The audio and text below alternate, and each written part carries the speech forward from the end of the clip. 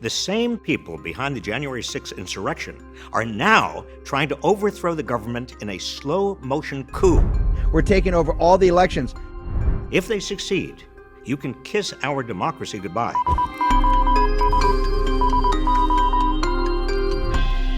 Trump ultimately failed to overturn the 2020 election because a few election officials, secretaries of state in particular, rightfully certified the results despite heavy pressure from him and his enablers to overturn them. In 37 states, the secretaries of state are the chief elections officers. That means they oversee elections and voter registration. In 2020, they held the United States' rickety democracy together by certifying Joe Biden's win. But what happens if secretaries of state won't protect democracy? In most states, they're elected, and it's precisely those elections that Trump and his cronies are targeting. Trump's choice in Georgia is Jody Hice, who voted against certifying the 2020 election. His choice in Michigan is Christina Caramo, who falsely claimed to have witnessed election fraud. In Arizona, Trump has endorsed Mark Finchem, a QAnon-supporting member of the Oath Keepers militia, who participated in the January 6th insurrection. At least 20 other candidates now running for Secretary of State do not believe in the legitimacy of the 2020 election. They are part of a quiet movement kicked off by former Trump advisor Steve Bannon. The plan is to take over the machinery of our democracy from the ground up, so that in the 2024 presidential election, only Trump loyalists will be certifying elections. We're taking action. And that action is we're taking over school boards, we're taking over the Republican Party through the precinct committee strategy, we're taking over all the elections. Thousands of Republicans who have taken up Bannon's call have also signed up to be local elections officials and poll workers. We cannot allow our democracy to be overtaken like this. These positions, especially secretaries of state, are the last lines of defense in a democracy.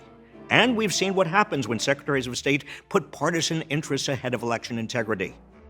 In 2018, Brian Kemp ran Georgia elections as its Secretary of State, while he was running for governor against Stacey Abrams.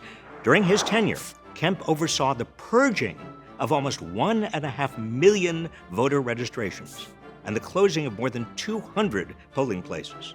In the weeks leading up to the election, he put more than 50,000 voter registrations on hold, 70% of which belonged to black people.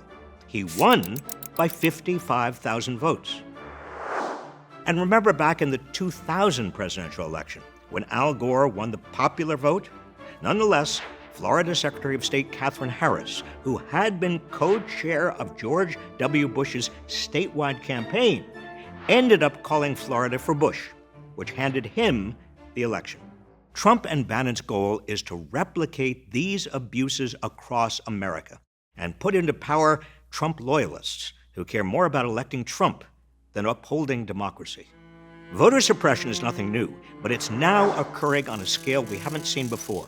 An entire party's election strategy aimed at thwarting the will of voters. So what can we do about this? First, spread the word about the GOP's authoritarian plan. Make sure your friends and family know what the stakes are this fall.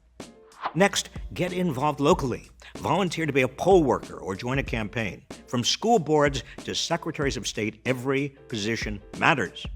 And of course, vote. Check your registration early and make a plan to cast your ballot. In 2020, millions of people organized, volunteered, and voted to keep American democracy alive.